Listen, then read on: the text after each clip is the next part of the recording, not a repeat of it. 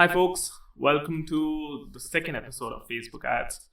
Today, we're going to drill a little deeper into the mindset setting that we've been doing. And we're going to talk about certain terminologies that are going to be, giving you tactical direction. What do I mean by that? Let's get right into it. Facebook Ads, second module. Okay, mindset and terminology is what we're going to talk about. So first of all, I want you to ask yourself this question. What is your goal? What are you trying to build? Are you trying to build cash flow? Are you trying to build a real business? What's the difference? I'll tell you. Cash flow is basically sustained income. Cash flowing in your bank account and flowing out of your bank account, and some of it stays. Are you trying to build cash flow? Like momentarily sales or sales for the next 6 months, 7 months, whatever. Or are you trying to build a real business? A real business is kind of defensible. It has something more to it that guarantees recurring cash flow.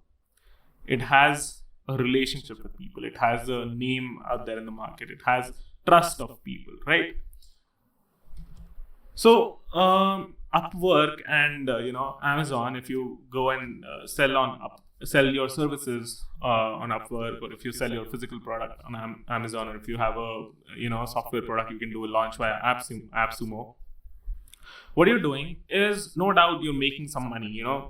When executed well, when you're meeting their guidelines about putting the right caption, right text, and all of that, right reviews, you're no doubt handling somewhat a sales generating machine. But this is not the best way to plant your roots. This is not how you should even approach starting a business. Why not? I'll tell you. When you're doing all of that, when you're just hacking a tool कि ऐसे काम करता है, फिर Amazon में ऐसे cell हो जाती है, इतने लोग आ जाते हैं. What you're doing is you're relying too much on the marketplace. You're relying too much on the brand that the marketplace has built for you. And you don't have an inherent brand. Now, what will happen is, one fine day, if Amazon error occurs or Upwork, delists you from the platform, you will lose your entire identity, and that's a bad thing for your business to happen, because that's start of a bigger crisis. Your money will stop coming. People won't know you. You won't know where to go. So let's build a solid foundation. How do you do that? You understand how to build a brand. And here I'm not talking about brand. I'm talking about how do you build sustained relationships with customers, so that you are guaranteeing sustained cash flow, and you're guaranteeing your you're guaranteeing your existence for a reasonable amount of time, until some act of God like coronavirus strikes. Right. So why do you really need to build a real business? As I said, once your account gets blocked, or your eBay account gets cancelled, or something gets cancelled, you've just lost it. You don't know where to go, right? You don't have a direct connection with customers. And what these marketplaces do, apart from just letting you not have a brand, they don't even share the customer information with you. So you don't ever know what your persona is. Amazon doesn't give you the phone number or email of your customer. So you're just always making guesses. Marketplace is not the best way to start a business at all. So there's this venture capitalist firm that we work with, and they have strict guidelines that you have to. Okay, you can sell on marketplaces. They have strict guidelines for the companies that they invest in. That you can sell on marketplaces, but your brand has to be built on your own platform, because marketplaces don't give you the data. And when you have your own store, what you can do is you can understand data, and you can legit create a wholesome, fulfilling, nurturing experience for your customer. You can build a relationship with your customer that way. So, and you can, when you do that, you can also run tests on what they like, what they don't like. On Amazon, you're just dealing with a black box. You don't, it's not a two-way communication. You give them quantity, they sell it off. They're just like retailers. They don't tell you, क्यों बिक रहा है, क्या बिक रहा है, कितना बिक रहा है. They will tell you कितना बिक रहा है, but क्यों बिक रहा है और किस लिए बिक रहा है, किसको बिक रहा है, that you won't know. So yeah, that's all the more reason you got to build a real business for yourself. Now, my goal in this course is to teach you something called mass traffic manipulation. What is traffic? Traffic, at the end of the day, is people. People on internet in big cohorts are called traffic.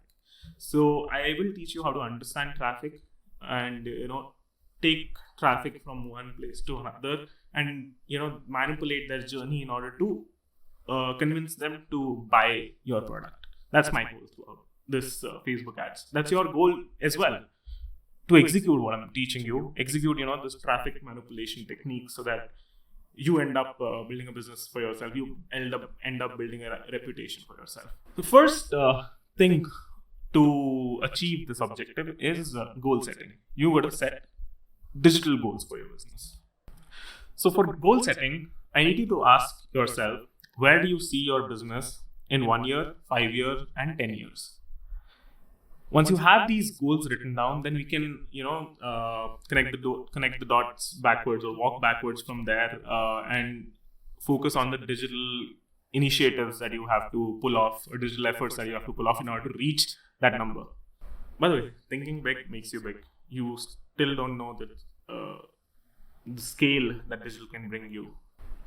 Today, more than ever before, you see businesses having shelf life of not more than 10 years. Free charge used to be such a big thing once upon a time. Flipkart is just a decade-old company, and they've achieved an exit of about $17 billion or so.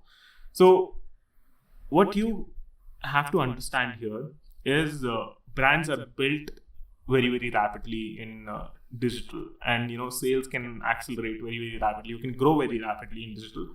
So set big goals for you, because what do you think is possible? I'm sure more than that is possible. Now, next step is you got to reverse engineer your competitors. You got to find other people who are selling similar stuff, or talking in a similar voice, or catering to a similar audience, and then you got to reverse engineer. What I mean by reverse engineering is find the top 5 competitors of yours and look through their Facebook and Instagram ads. How can you do that? We will go to something called Facebook Ads Library. Once you're in Facebook Ads Library, you will see a box like this. You will see a search box like this.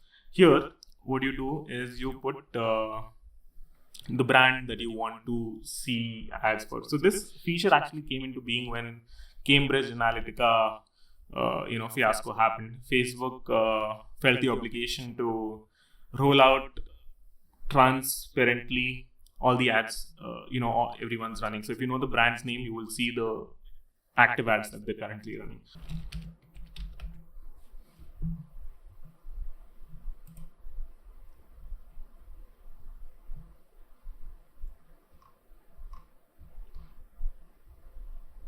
Okay, interesting. So Synthol is running a local language ad, and they're teaching how to wash your hands properly, because this is the COVID times, right? So, okay, that's Synthol. Let's check out what maybe Red Bull is doing. Red Bull, not in India. Okay. So Red Bull is rolling out ads that push their agenda of, push the agenda of creating a perception that their brand is all about energy and, for active sports. Okay, so Red Bull is rolling out these kind of ads. Now, what you see here, if you had a competitor to, Synthol in men's bath care range, or if you had an energy drink, what you can see here is what kind of messaging your competitors are using. And of course, you got to differentiate yourself, but you also got to understand that these are the triggers that are working for your audience. If you can think that deeply and understand, the mechanics of how these ads came into being, you can derive a lot of information for yourself.